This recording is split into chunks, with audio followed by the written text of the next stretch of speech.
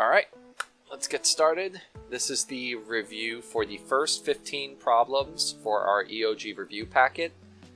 In case I forget to make like an announcement to put up on Canvas, the reason that we are more or less just diving straight into the EOG review is because we're at the point where you guys got instruction for everything at the very least during the core bites, our warm-ups throughout the year.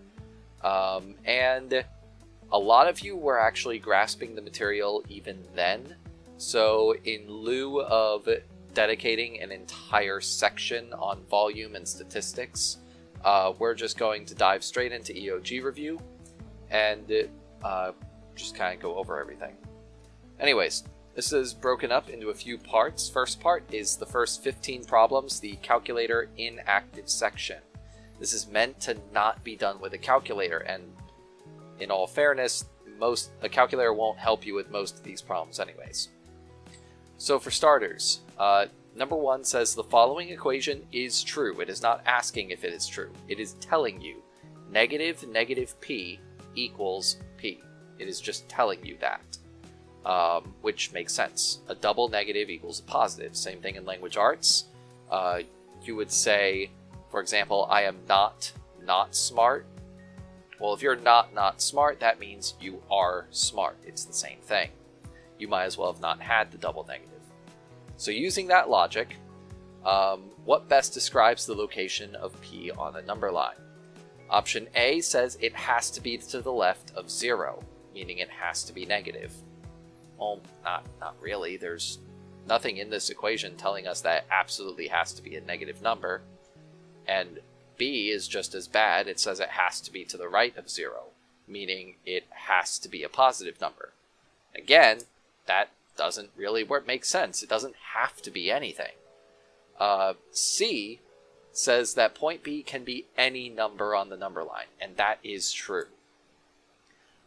Point P, that can be anything. We could say that is a 7. Well, negative 7 equals 7. That works.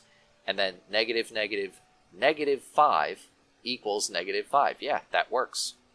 So, moving on to number 2.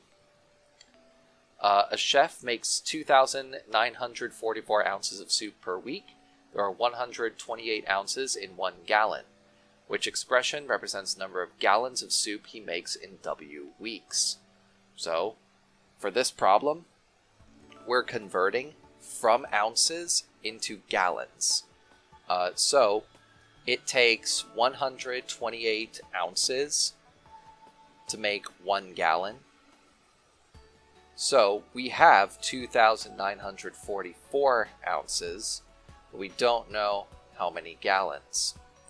So, in order to solve this problem, you guys have seen this setup before, way back when we did ratios. You cross-multiply those two numbers, which, 2,944 times 1, you still get 2,944. Then you divide by the number that got left out. Cross multiply, then divide.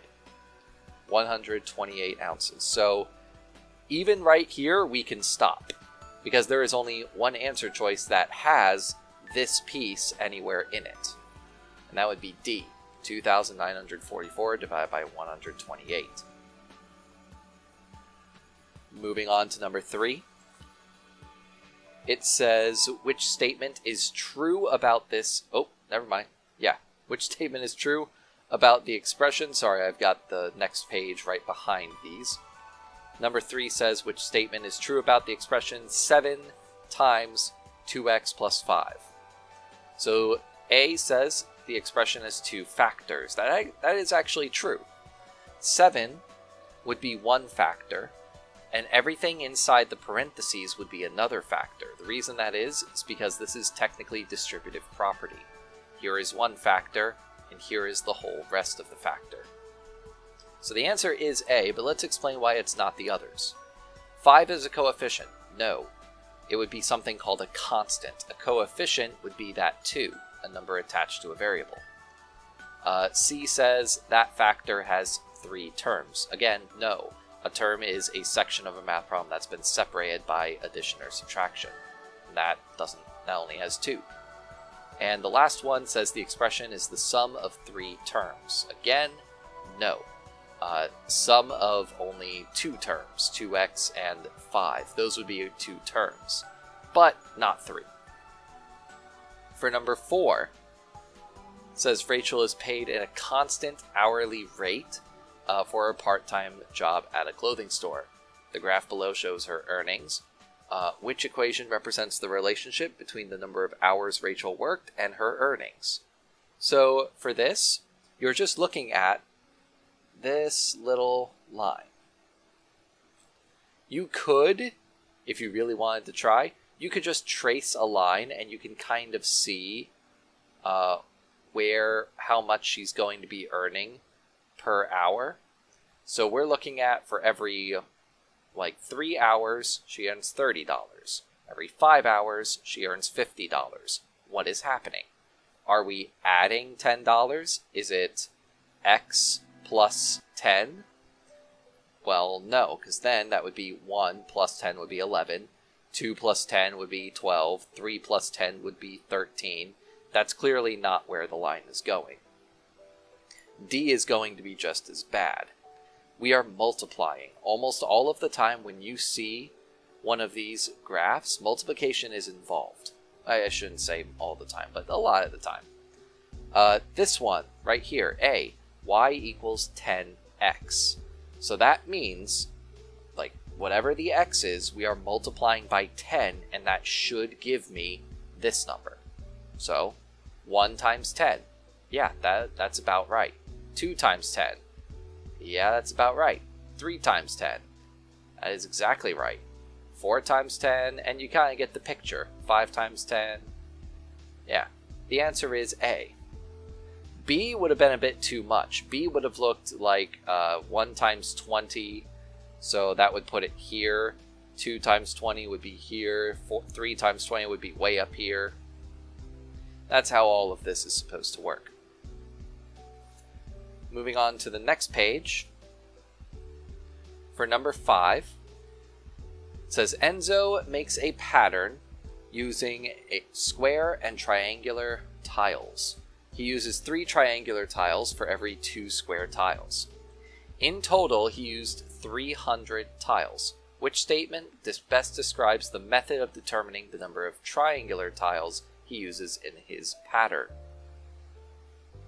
So, let's see here. For this problem, this is actually going to be a ratio problem that's kind of hiding from us. It tells us that he's using 3 triangular tiles for every 2 square tiles. So how many tiles total completes one part of this pattern? That'd be a total of 5 for each part of the pattern. So the triangular tiles seems to be his focus. He's focusing on how many triangular tiles he needs.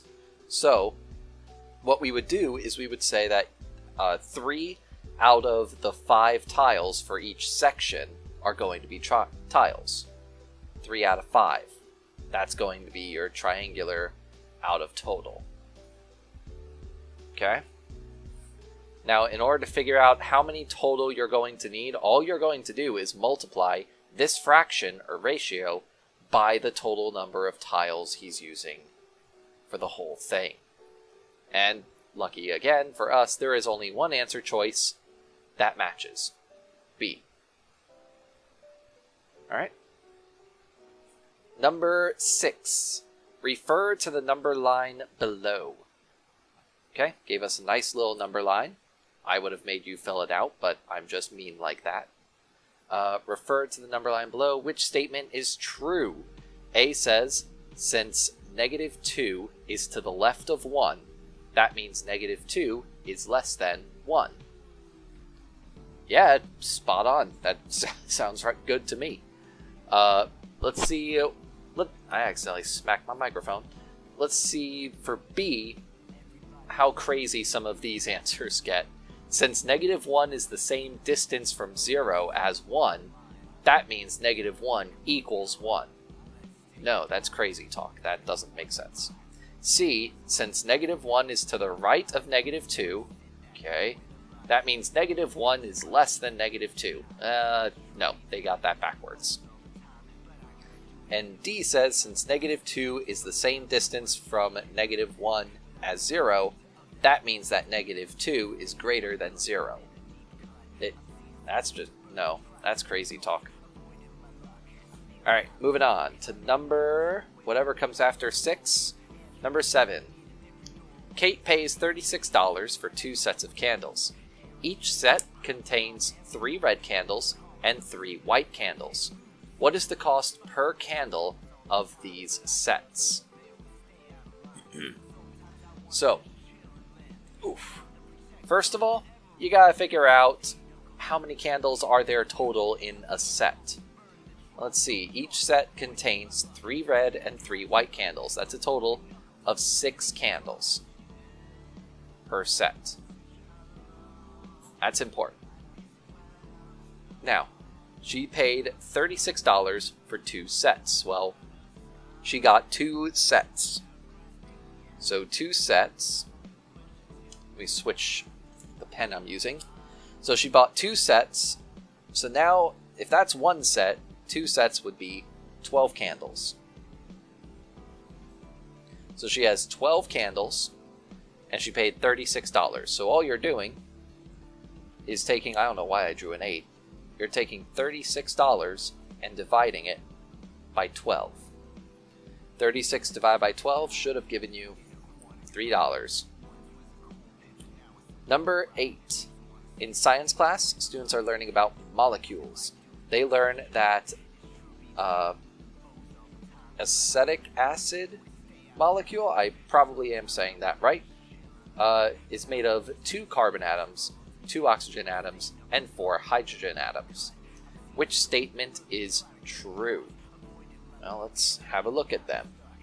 A says there are twice as many carbon atoms as oxygen atoms.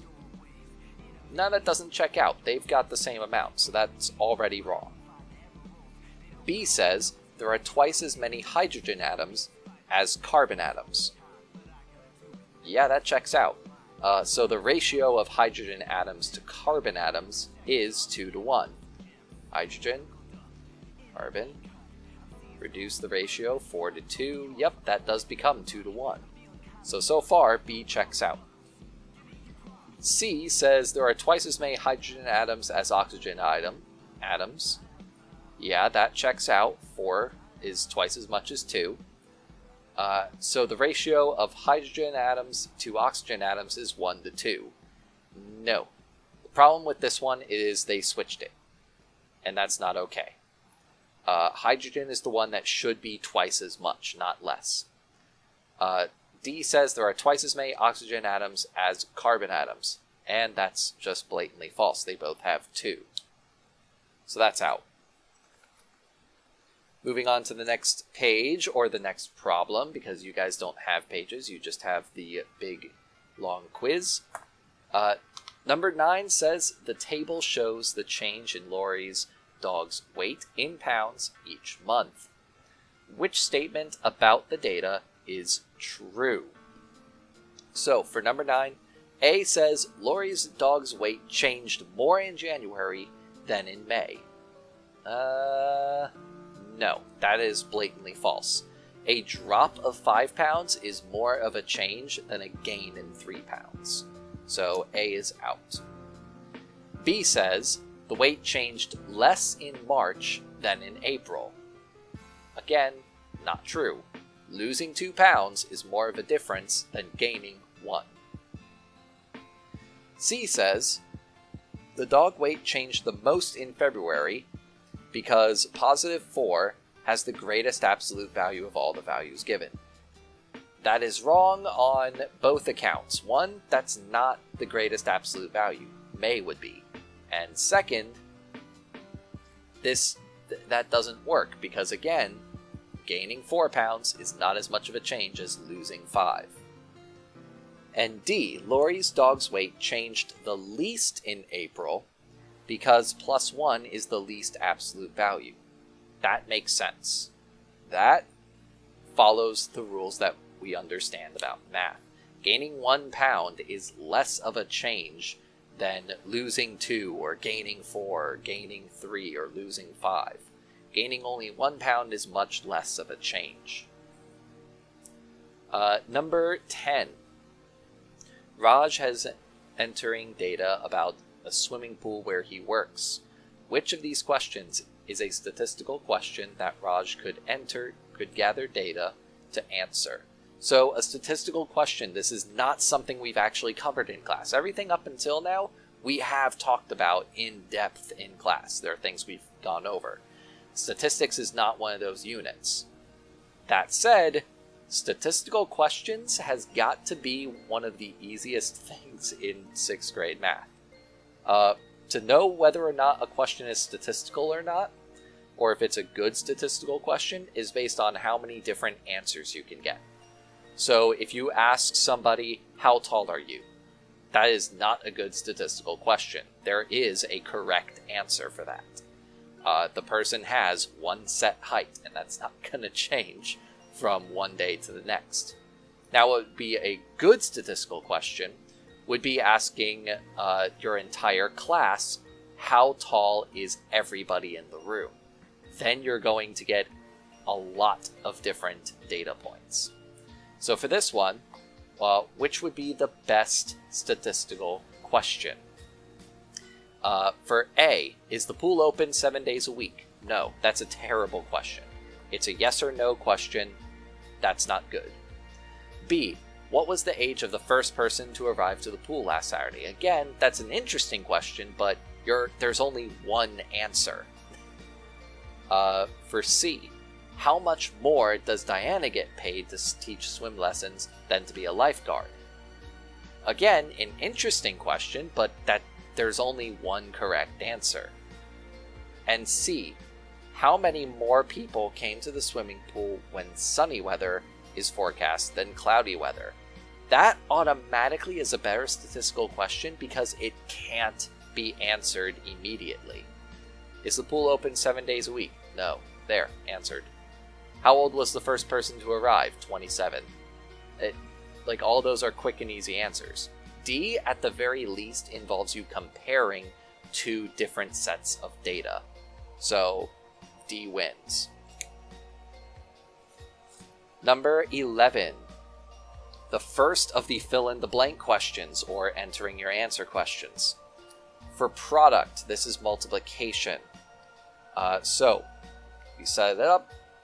14.5 times 20.3. Don't know why I said it that way. To solve this problem, you're just going to multiply. 3 times 5 gives me 15. Carry the 1. 3 times 4 is 12. Plus 1, 13. 3 times 1, 3. Plus 1, 4. We're moving on to our next row. So we will need to place down a little placeholder 0 because we are done with my ones place. I like to also cross out things I've used and carried so I don't accidentally use it again. 0 times 5, 0 times 4, 0 times 1. Easy enough. After that, we move on to the next part. That green is not going to show up very well. Let's use a different one. We need 2 placeholders because I am done with the tens place. 2 times 5, 10. 2 times 4 is 8, plus 1 is 9. And 2 times 1. We will combine all of these. 5, 3, 4, 9, and 2. And when we started this problem, we had, I'll go ahead and use this pen this time. We had 1 decimal place, 2 decimal place. That means my answer choice should have 2 decimal places. So my answer for number 11 should be 294.35. That should be what we enter. For number 12, it says a can contains 16 ounces of refried beans. 1 ounce is approximately equal to 28.5 28.35 grams. How many grams of refried beans are in the can? Express your answer to the nearest tenth of a gram. So tenth means the first decimal place. You know, you've got your tenths, your hundredths, then your thousandths, then your 10,000ths, and so on. So for this one, if you remember back to a problem we did just a minute ago on a previous problem, there are 16 ounces. We don't know how many grams that is, but we do know that 1 ounce is going to be 28.35 grams. So step number 1 is you're going to cross multiply. I should really move the camera down. Step number 1, we're going to cross multiply. That's going to be 16 times 28.35. So we'll set that up. 28.35 times 16.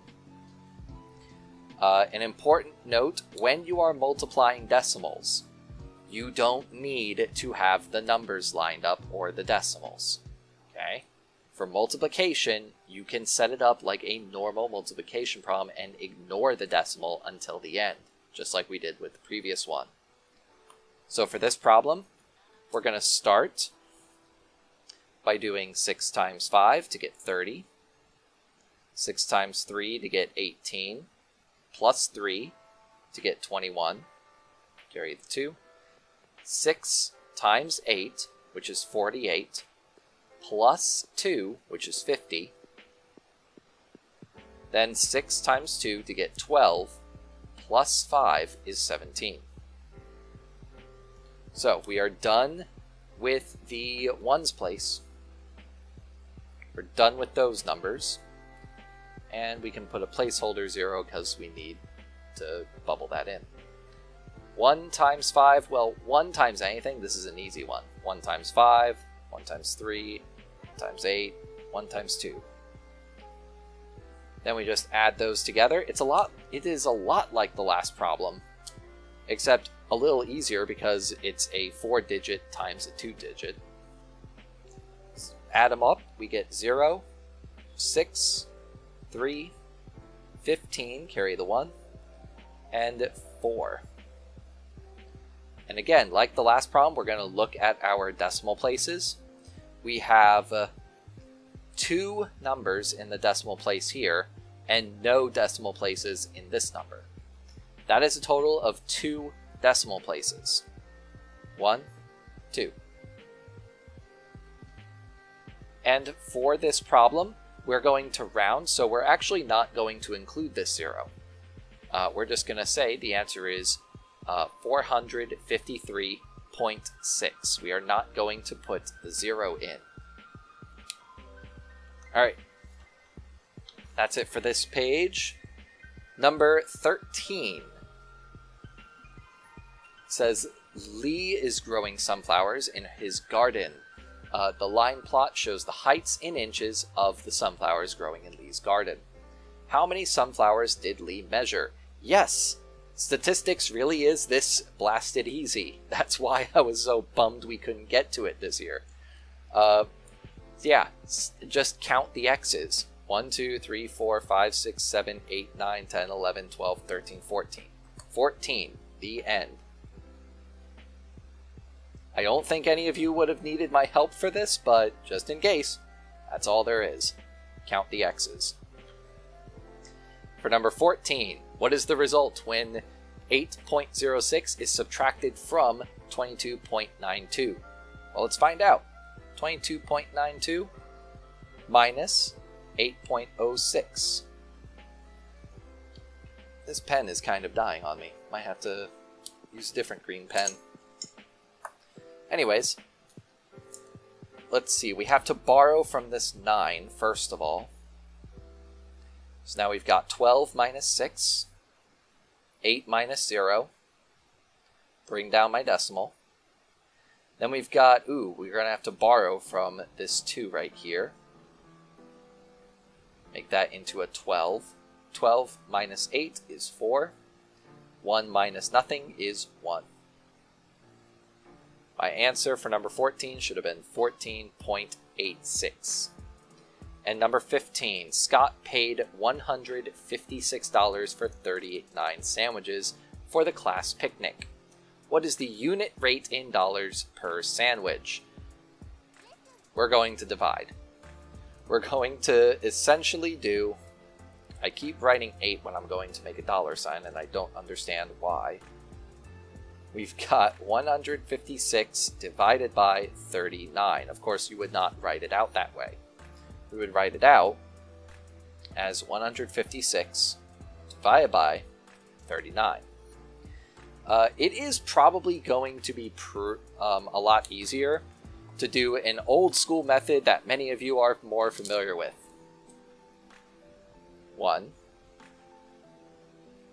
2,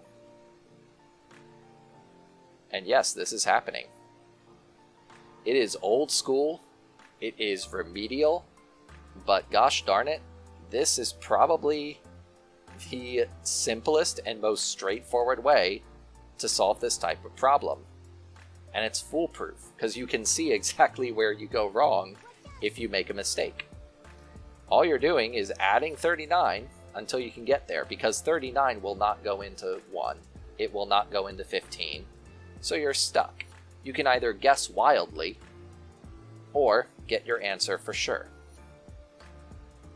This is going to be 5, and that's going to be 1. We found it. Let's count how many of those 39s we needed. We've got 1, we've got 2, we've got 3, we've got 4. Ta-da! There's your answer. I don't really recommend doing it this way, but I mean, for this problem, it's kind of the best option. And that's it for the first 15. I hope that this was helpful. If not, meet me on the Zoom meetings every day.